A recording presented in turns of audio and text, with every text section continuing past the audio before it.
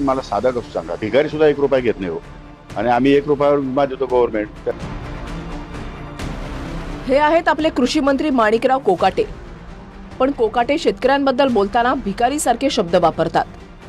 भिकारी सुद्धा 1 रुपया घेत नाही आणि सरकार 1 रुपयात पीक विमा देतं असे उपकार करणारे शब्द मंत्री कोकाटेंनी वापरलेत.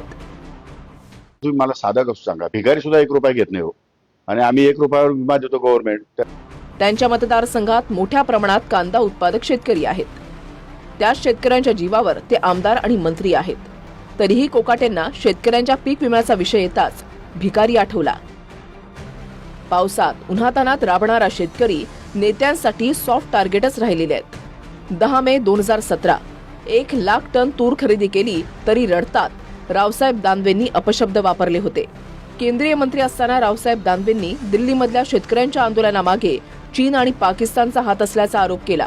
कृषी मंत्री असताना अब्दुल सत्तारांनी म्हटलं, अनेक वर्षांपासून शेतकरी आत्महत्या करतायत. कंगना राणावतनं दिल्लीच्या सीमेवर आंदोलनादरम्यान महिलांवर अत्याचार आणि अनेक हत्या झाल्याचं म्हटलं होतं.